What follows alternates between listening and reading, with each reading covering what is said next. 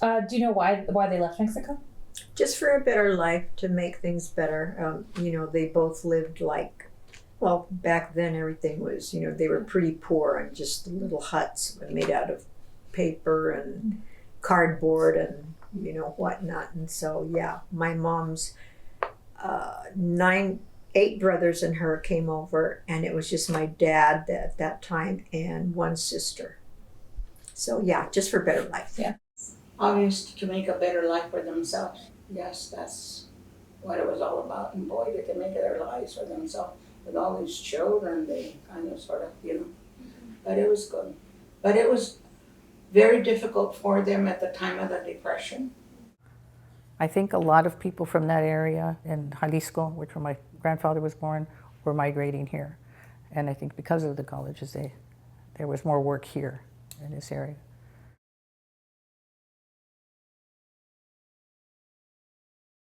Yeah, that's what the barrio looked like at that time. Everybody just made little shacks and little whatever so you could survive on whatever was around. Yeah. They made do with every little stick and cranny they find. It was, like I tell you, a hard life. But I do still remember when we first moved into that house. It was not a house. It was one room. But we landed there because my grandmother, my mother's mother, decided she didn't want her family to be renting here and there. Somebody told her about this property there, and my grandmother bought that property for all of $200, and it just had the one room, like I tell you. And by that time, we were quite a handful of children already. But we all lived in the one room. And then my dad built like a little carport. I just remember that was our kitchen. And then he built an outhouse outside. And we ended up having to make cesspools when he finally did put in, because he built his house room by room by room. It is 3 bedrooms, the kitchen, 2 bathrooms with shower. He built it all himself. He did the electricity, he did the plumbing, he did everything. He did it all himself. Locked walls, he did it all. And it's still there. The house is still there. So it just, grew and grew. As the family grew, the house grew.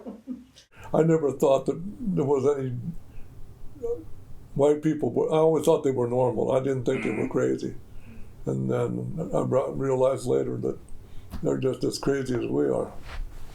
Except they're white and they don't get, the law's different, especially in Claremont. So, you weren't allowed to own land until they built that section in, 1950s, early 50s. And that's when they allowed Claremont people, but there's like houses in the village with grant deeds to specify no selling to Mexicans in the village. So, and it was just different. White people had nice houses. We lived in little shacks. They were concrete houses with a bathroom, a kitchen, a living room, and 2 bedrooms. Yeah, and that was it.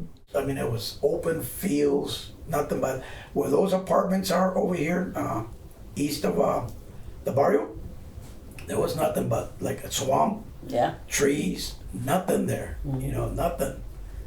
And we used to go also down there and hunt for rabbits, whatever. But it's surprising how even the foothills, today's foothills versus in the late 50s. I mean everything changes. I know that, but man, what a difference the way it was back then versus what it's like now. You drive up that way and all you saw was grove after grove after grove. But growing up there, what strikes me mostly is what we call the brush, which is where Claremont Boulevard is now. Very rural. There was 2 big, we called the Big Hole, which was about maybe almost a mile wide and a half mile, but it was huge, and we would play in there. But we called it the brush. So when I think about that, we'd go spend all day out there during the summertime, just playing, making forts, digging holes, finding bushes that had long spears, and we would have little spear fights. It was just so much fun.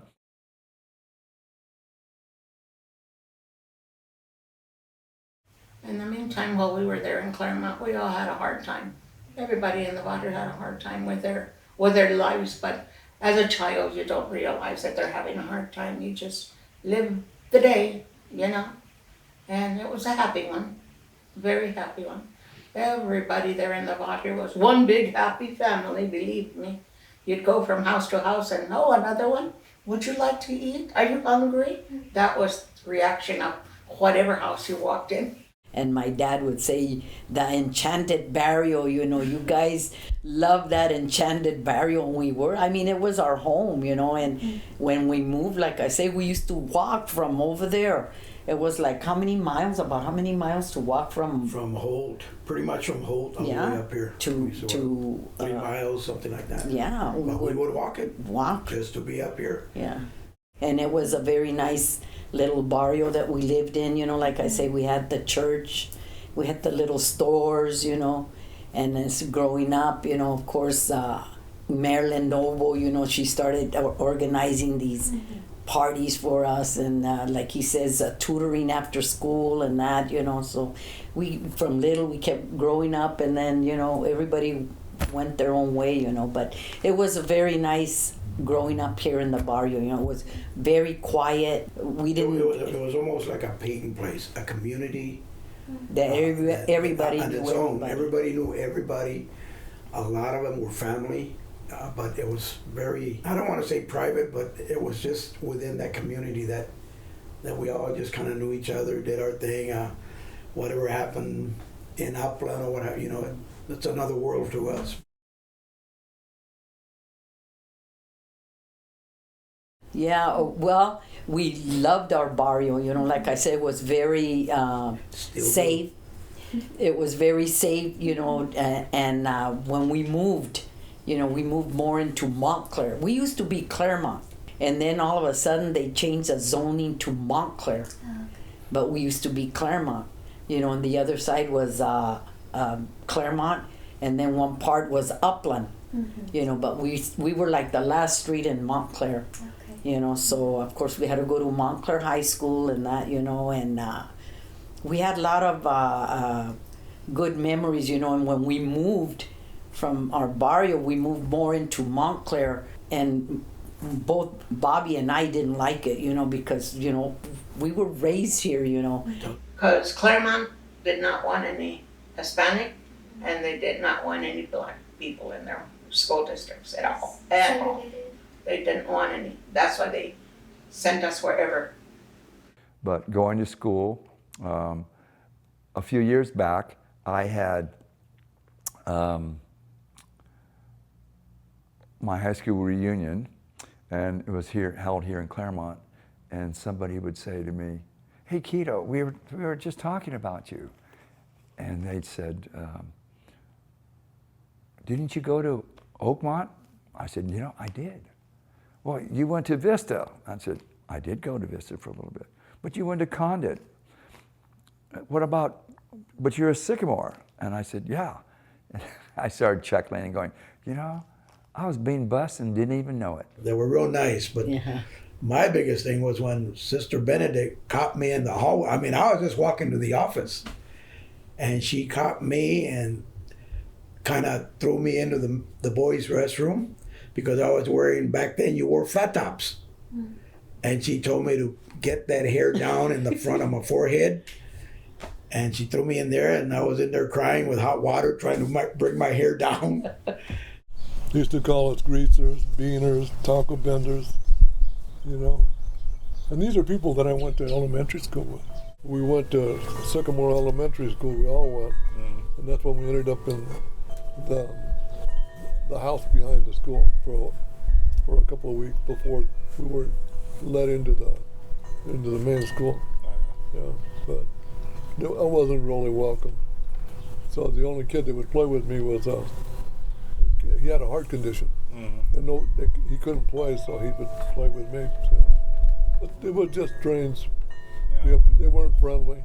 Just, it wasn't the way things should have been. And also it was the same way in public schools. I didn't have any problems, but my youngest brother, who is darker like my mom, they have more of the Indian in him, did, along with my cousin, and he was dark also. When they were in elementary school, they would, do a couple of words in Spanish back and forth, and the teacher would get mad, and she would come and smack them on their wrist with a ruler and tell them to get in the closet. And there was only English spoken in class.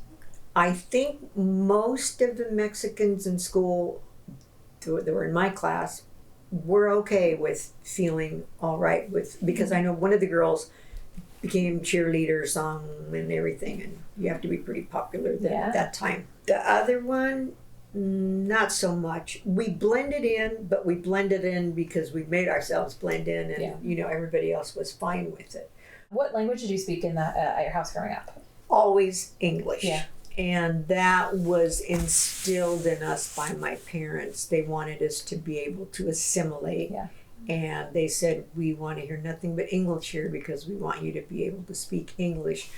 Which when I got older, I was a little bit bothered by that because there's so much Spanish out there now that I wish they would have said, just do both. Yeah. Broken Spanish because my mom was mad. She speak Spanish as he was in English, but when the teachers came and told them no more Spanish at home, the second half of my family understands it but doesn't speak it. It really was. It was to assimilate. My father would always, like I said previously, that my father is always geared towards education. I remember he handed me a book of poems and said, remember these. And he was, and my dad was always reading. My mom was always, we knew that we had to climb the ladder, and we knew we had to assimilate to progress in our lives.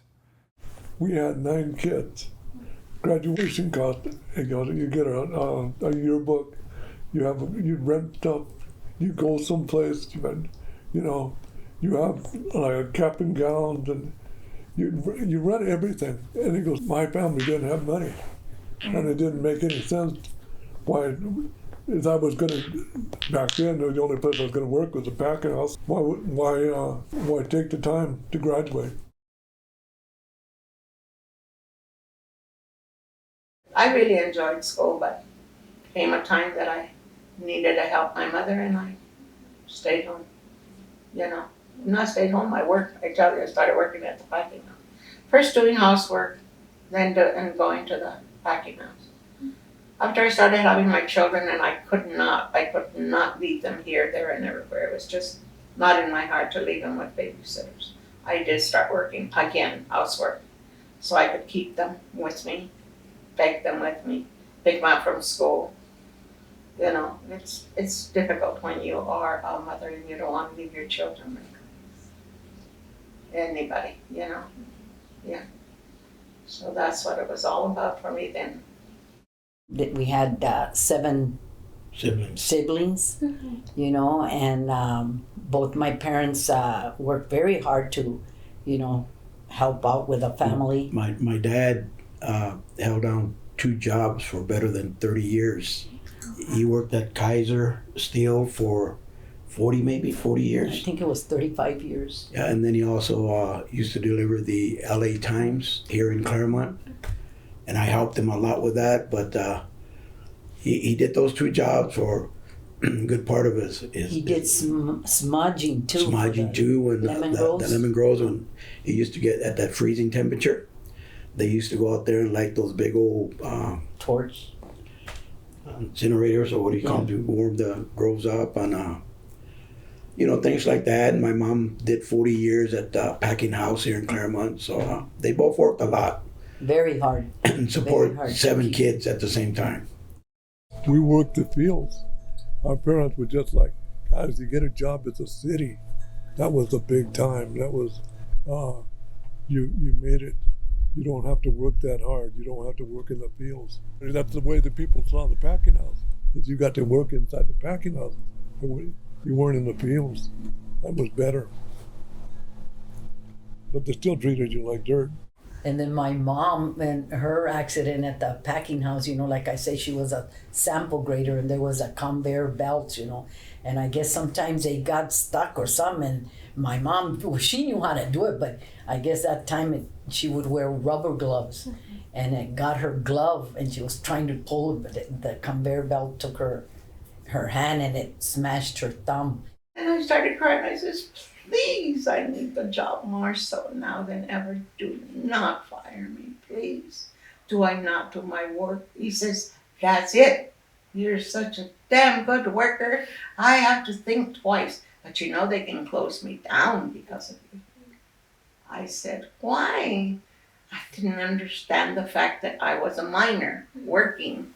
I didn't understand. I was a worker and I worked hard. And he knew it. So he said, you always have to have the last word. Get out of here and go to work. I said, okay.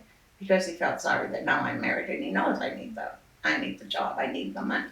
So he didn't fire me. But oh my God, he was so mad. Because I had been working there as a minor without a written permit from the school or from the work, from my mom. I just got a job. I was happy that I had a job. So how old were you when you started working? I must have been not quite 15, 14, I guess. So that's why he was so mad. I was only 17 at that time. Yeah. So he did get very upset, but he said, that's just it. You're such a damn good worker. I can't get rid of you. So he didn't get rid of me when I was working there at the back. It's just funny now. They want to talk about what they did to the Hispanics. It goes like, and go to all the packing house. It's such a great place. There's art galleries and little things like that. Because it was shit to work there.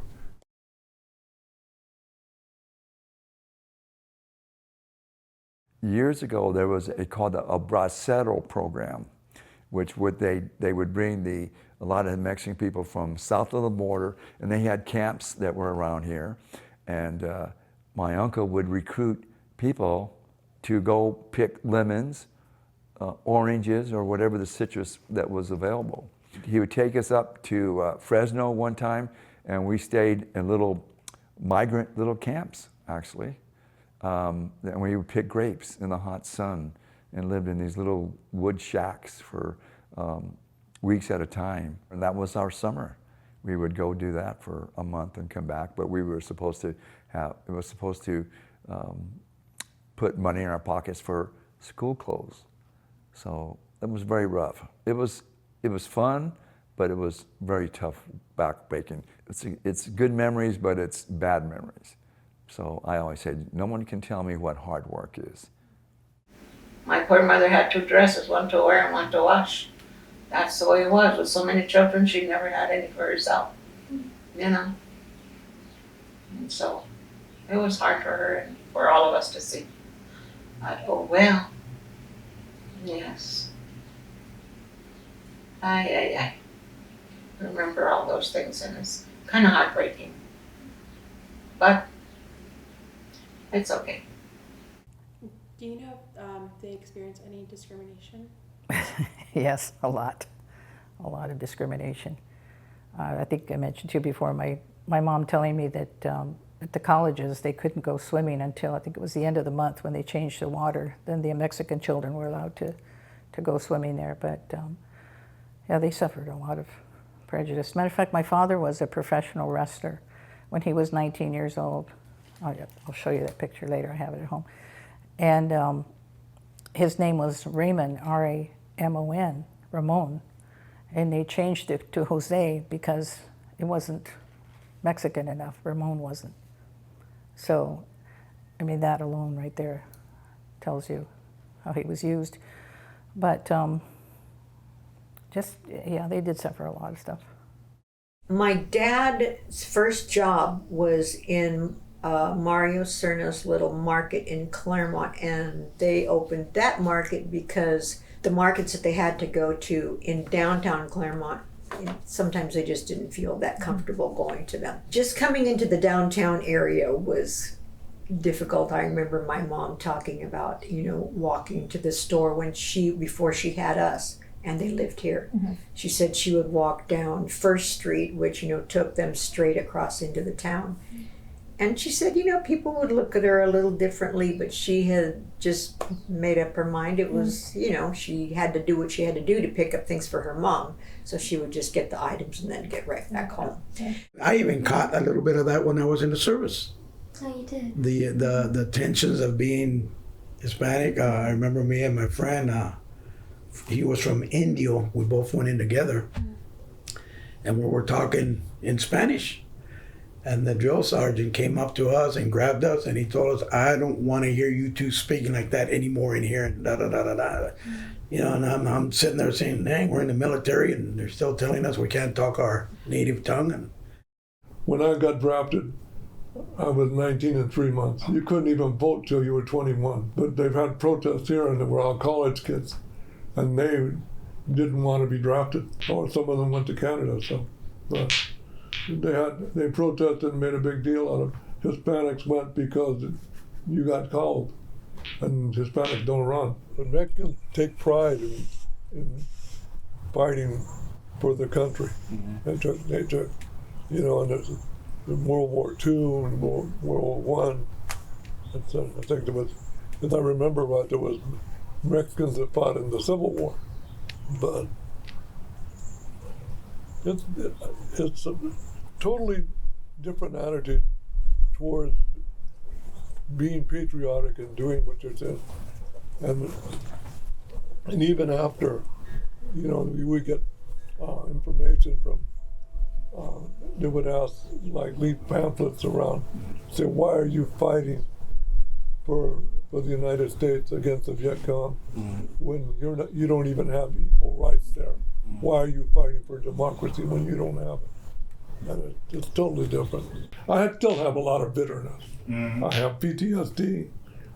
It took me 40 years to get them to acknowledge my hearing loss. And I finally got them to acknowledge my hearing when, I was almost 50 probably. So, yeah, but what I've seen and what I've done still upsets me. And people say, oh, you were a soldier. It goes, what we did to people, just because somebody told you to. Those are really dark times, I remember at the time, because you could literally watch on television news body bags of people. They showed that back then. And then having my brothers there, I just remember it being a dark time. And of course it affected everybody. So I remember Mom telling me during World War II, she said, Mija, I just felt like there was a curtain put over me and I had to wait over a year for your father to come home and never knowing if he was going to come. And then all the things that the women had to do during that time. A lot of my aunts went to work, but like Rosie the Riveter type things, factories. And so it affected that dynamic. But as soon as that war was over, they had to go back to being housewives.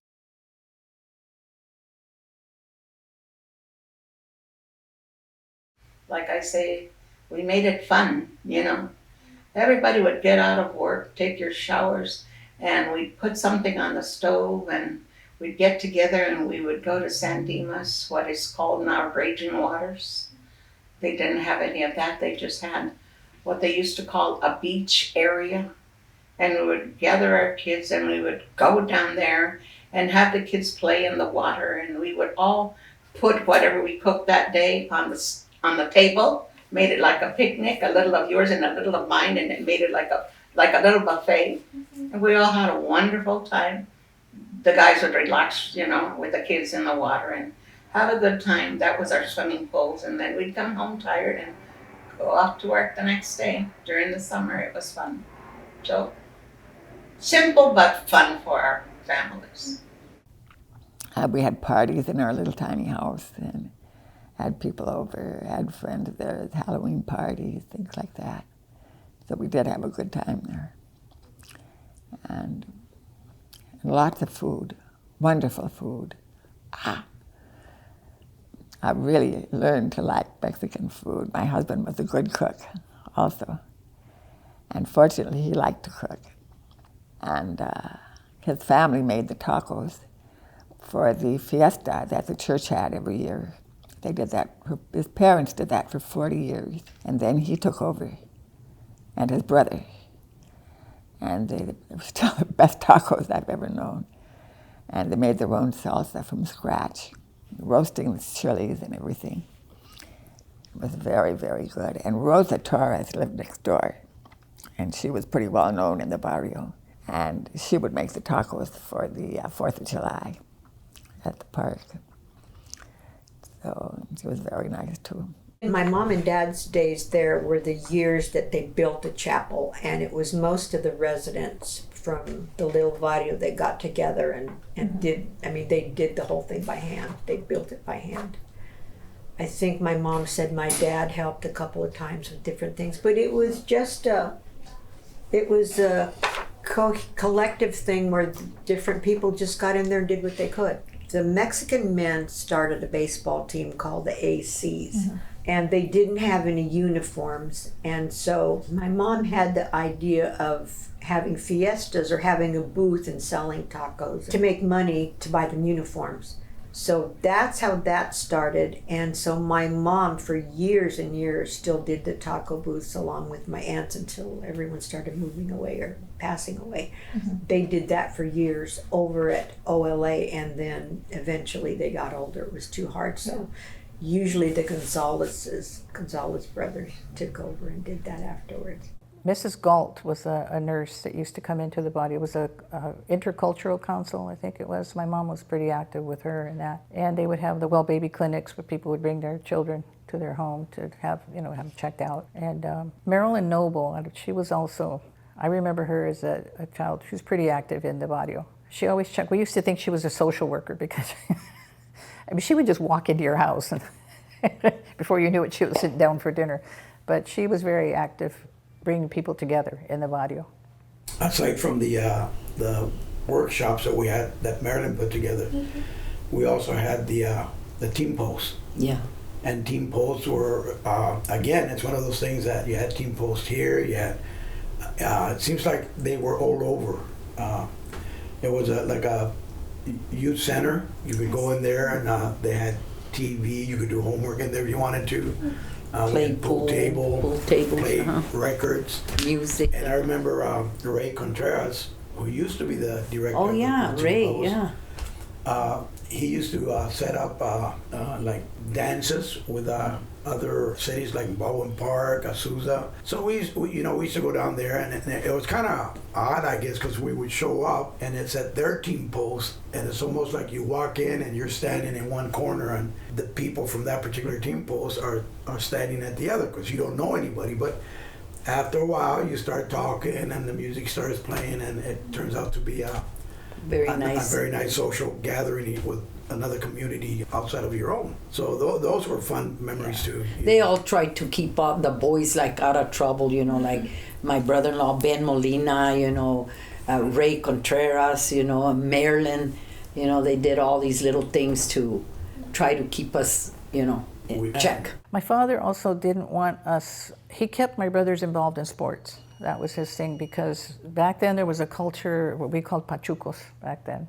I'm thinking now they call them cholos, but they were pachucos back then. And on Huntington Drive there, they used to hang out.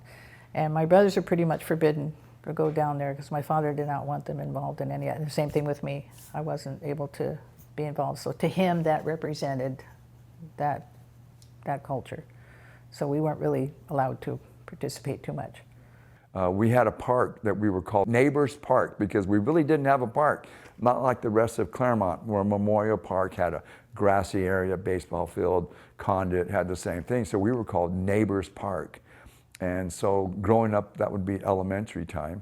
So as we got older, we had a person who was employed, by the city of Claremont, Ray Contreras. And he had a pickup. And so we would play baseball, football, basketball, and we had nowhere to practice. And our field was just a dirt field, and that's all we had. But it was fun. We would compete with the neighboring parks in Claremont. Now the park is called El Barrio Park, for my mother growing up, Chicano was a bad terminology. She didn't like that at all. She didn't want me to refer to myself as that. And La Raza was considered, derogatory. So I had that kind of dynamic going on where my generation was interested in becoming Chicanos and pursuing different things, but my mom didn't really, they frowned upon that. The older generation frowned upon that. But, so when they built the Barrio Park, she was highly insulted that they called it Barrio, because it was like ghetto or type thing, saying that same type of word. But I think pretty much that whole generation didn't look well on that, because we knew that as the chaparral, and that was kind of our playground. Everybody played there when we were kids. So they were taking that away culturally from us and putting the park there. But that was later. The park came later.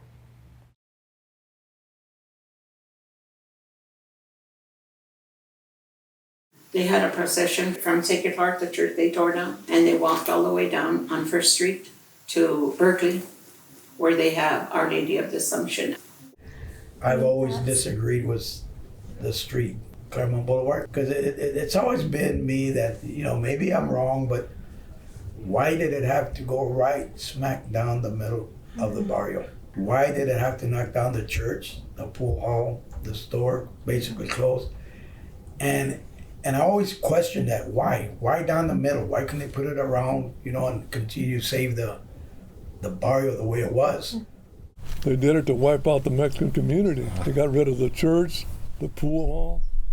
Yeah, I went to the pool hall more than the church, but yeah, they just wiped it out. Sometimes I feel like they never listen to us, because we're a Mexican community, that they don't listen to us.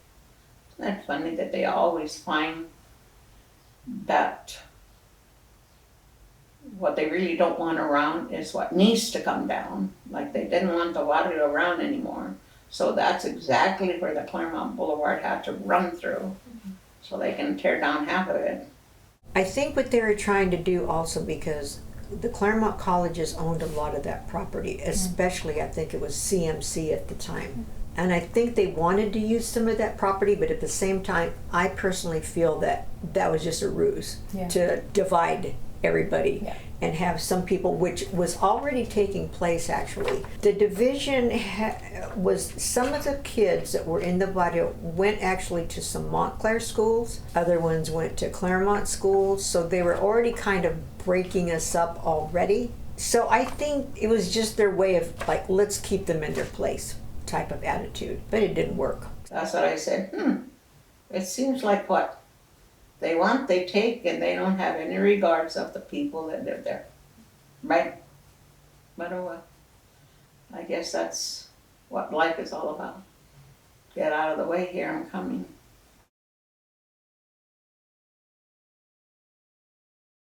How did the racial dynamics in the city change over time? How have you seen them change?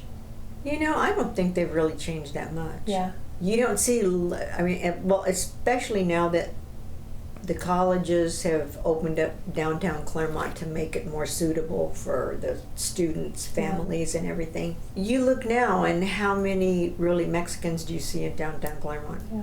There really aren't that many. To be honest with you, I think that it's still pretty much the same. They went underground. It still exists. I see it in this town. So Claremont pretty much has always been that way. It was very liberal for a while, and that changed a few things. But then it started to get a little more conservative again. So I still see racial disparity in the city. Once the colleges get a hold of all the land, it's done.